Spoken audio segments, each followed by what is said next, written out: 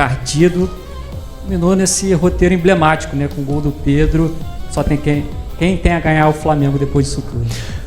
Tivemos poucos dias, né? 4 dias para preparar esse jogo depois do jogo do Santos, ou seja, um dia para treinar, um dia e meio para treinar aí com os jogadores que jogaram contra o Santos, com algumas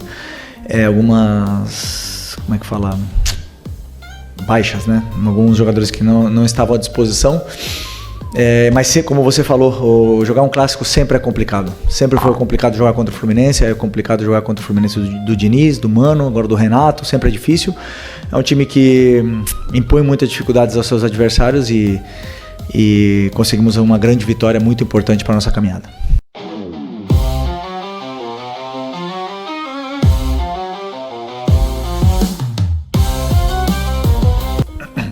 Oi Felipe, Sérgio Lobo aqui, Sport TV, TV Globo. Rossi, Varela, Léo Ortiz, Léo Pereira e Vinha.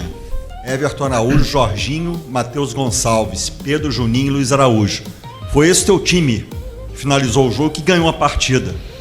E eu tenho informações que alguns desses que terminaram o jogo estão com problemas, enfim, estão, suportando a carga. Eu queria saber de você se chegou o momento, porque agora só vai parar no fim do ano, desse time, desse teu elenco, te dar mais opções, virem mais opções de reforço e tudo, porque eles foram brilhantes, ganharam o jogo, mas ficou ali uma questão de muitos garotos e tudo, que foram as suas opções hoje no jogo.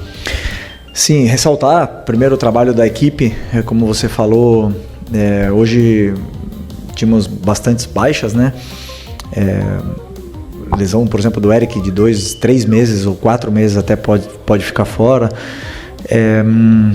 Mas outra coisa somando, do banco, acho que todo o banco, menos 2 ou 3 jogadores, eram o resto tudo da base, né? Passou pela base. Então isso, ao mesmo tempo que estamos curtos com o elenco, me deixa muito orgulhoso de que os meninos conseguem corresponder.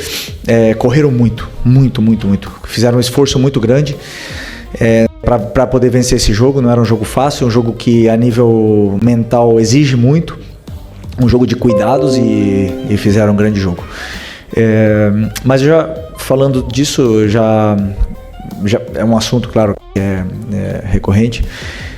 A diretoria sabe das características dos jogadores e das posições que a equipe precisa, estão trabalhando para que isso aconteça, né? E eu, enquanto isso, tento sempre, o meu trabalho é tirar o máximo dos jogadores que eu tenho, tentar melhorar todos eles e fazer com que o time vença com as peças que eu tenho na mão. Eu sempre sou um homem de clube e o que o clube decidir, eu estou encantado de poder ajudar.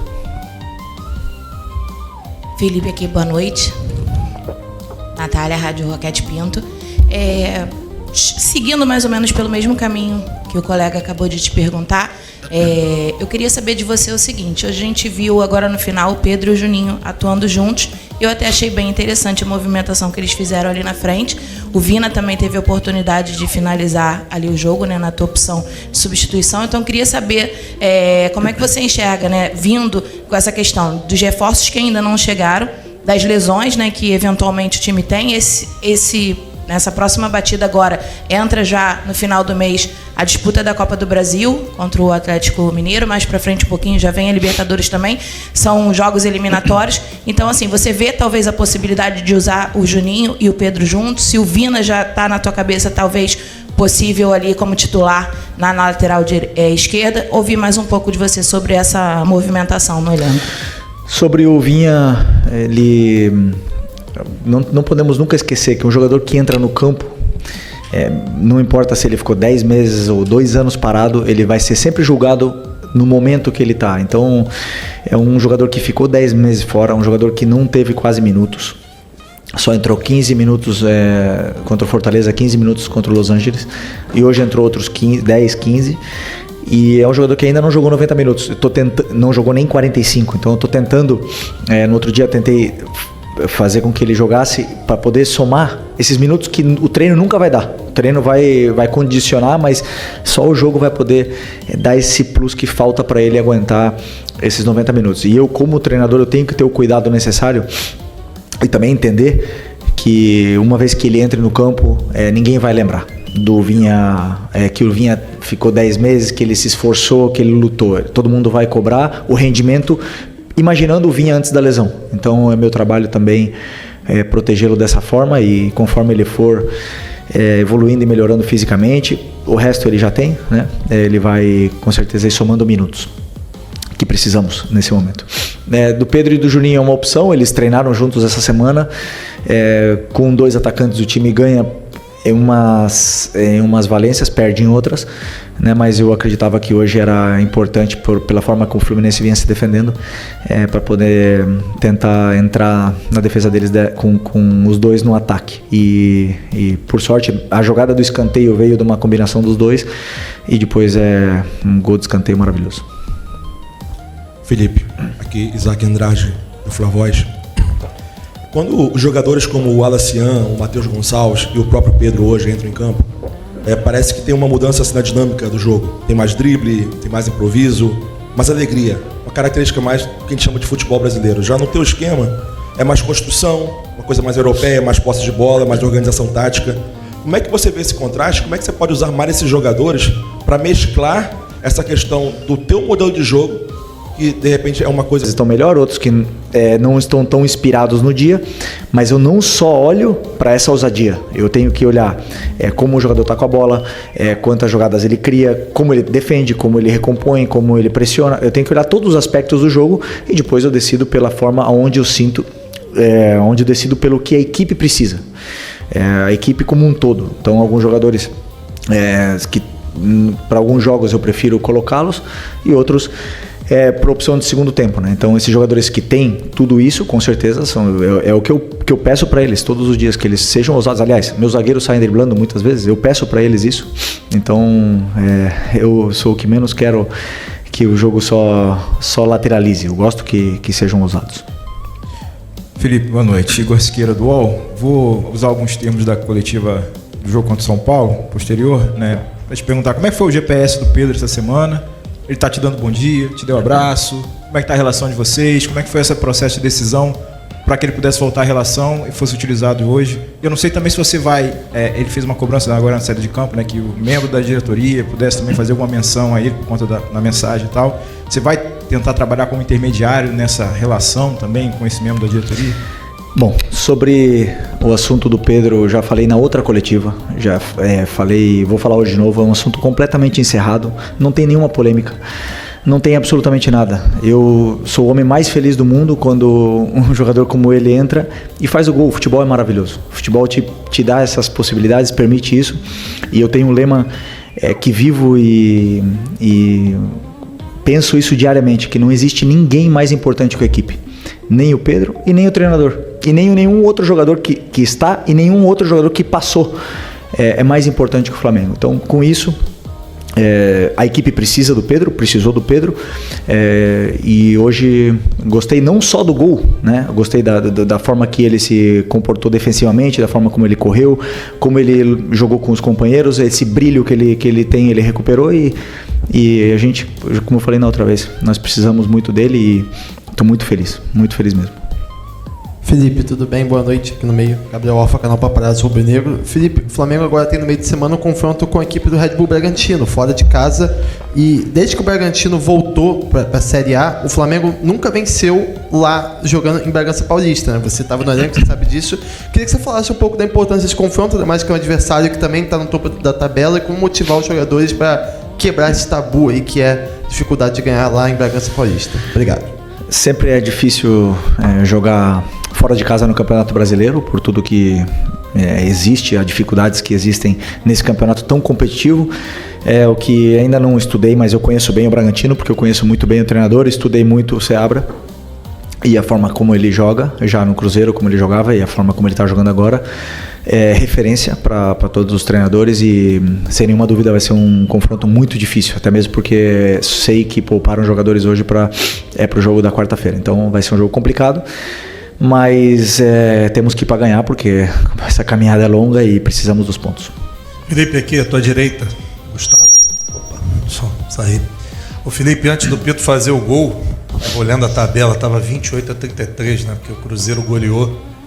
Você acha que esse Cruzeiro chegou numa condição de igualdade para brigar pelo título com o Flamengo ali nas primeiras posições? Você enxerga que o Léo Jardim conseguiu encaixar esse time do Cruzeiro? Sem nenhuma dúvida, o Cruzeiro é um grande candidato ao título. Fizeram grandes contratações no começo do ano e principalmente a contratação de um treinador que chegou e organizou rapidamente essa equipe recheada de jogadores novos, estrelas e também jogadores aí novos no clube, né? Com essa fome, essa ambição de fazer história lá no Cruzeiro e a gente nota isso, um time muito organizado, e sem nenhuma dúvida eles vão estar brigando até o final. O campeonato é muito longo, ainda faltam muitos jogos para todos nós, mas sem nenhuma dúvida o Cruzeiro é um forte candidato também a acabar na parte de cima da tabela. Aqui, boa noite, Felipe, tudo bem? Isabelle Costa, Canal Gold. Bom, você perdeu o Gerson, que foi para um outro time, Eric Pulgar também, por conta da fratura, o Dela Cruz novamente, né, lesionado, assim, não sei ao certo qual foi a lesão, mas está sendo desfalque também do Flamengo, além de outras posições que você pode acabar perdendo. Hoje a gente viu o Danilo saindo, parece que sentiu, até queria te perguntar se realmente foi isso. E a janela já abriu. Eu sei que isso é um tema para departamento de futebol, mas como a gente não tem tido, né, uma resposta ou um momento para poder falar com o departamento de futebol, cabe a você, infelizmente, ser essa pessoa para a gente poder perguntar. E eu queria saber, assim, o que o departamento de futebol tem passado para o Felipe Luiz em relação a reforços, porque, de qualquer forma, tem ainda metade de uma temporada e você perdendo jogadores por contratações, pode ser também que o Wesley saia, enfim. Queria saber como é que está sendo essa atuação do departamento de futebol, o que eles têm passado para você, que é o treinador. Obrigada. Como você bem falou na tua pergunta, as contratações e todos esses assuntos é um assunto da diretoria, né? Eu, como homem de clube, meu trabalho é fazer e tirar o melhor rendimento dos jogadores que estão na minha mão.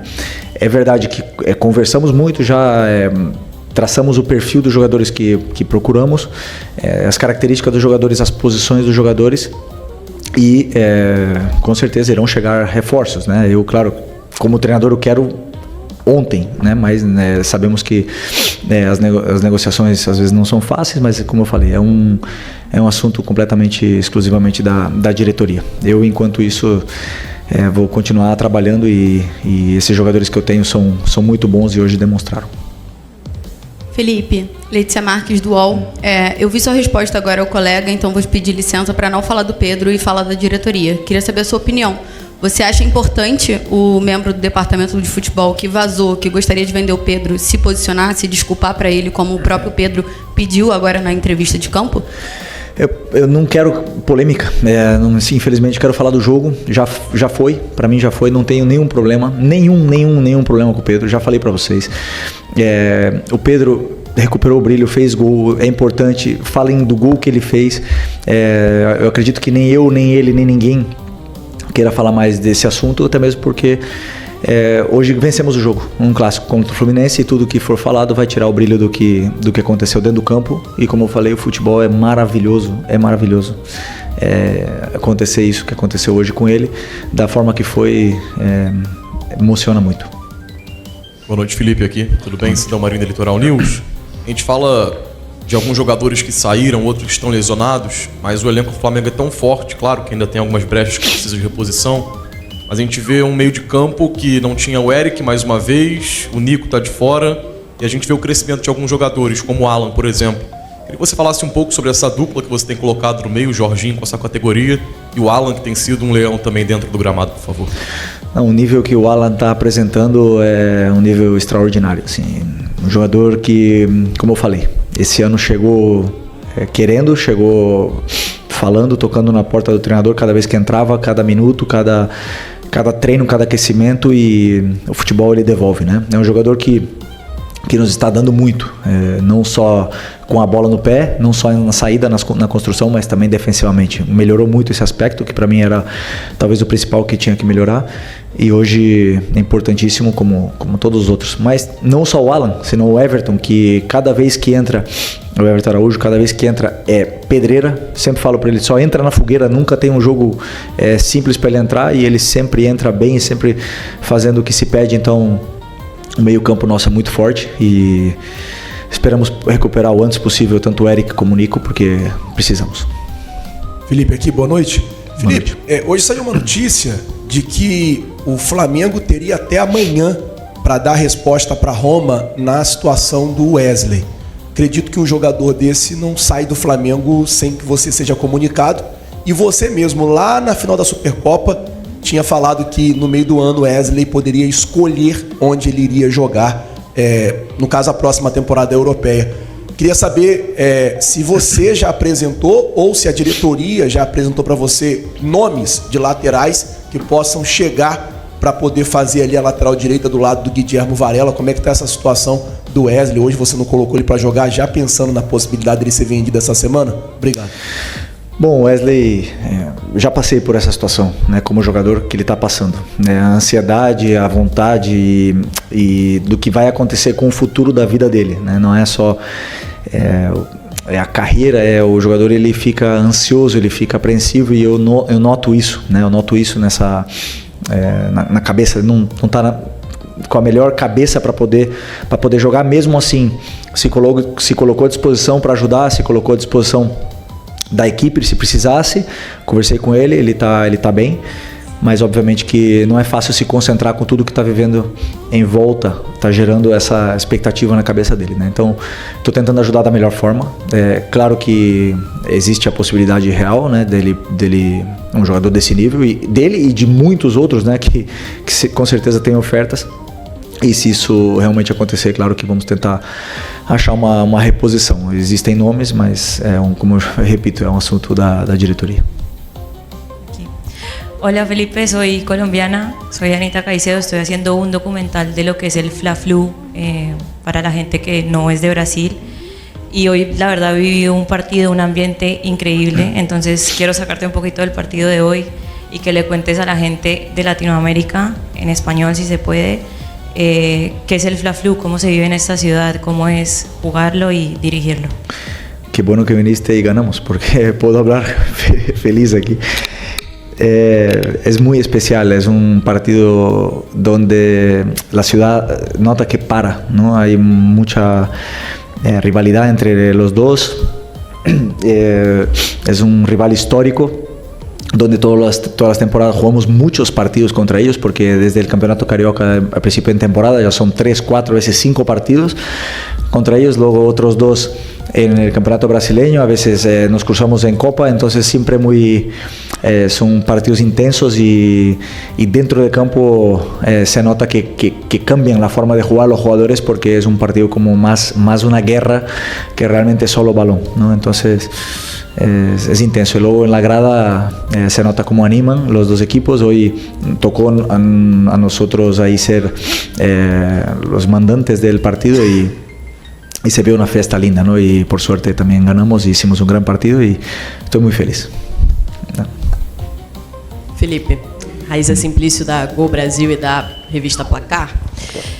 Felipe, a gente está falando bastante sobre reforços, etc., mas tem alguns jogadores no elenco que, pelo menos na minha opinião, não estão entregando o que se espera deles, até pela expectativa, pelo que já jogaram, como o Everton Cebolinha, né? E já vem um período que o Everton dentro do Flamengo tem um momento bom, mas depois passa por momentos ruins, bem abaixo.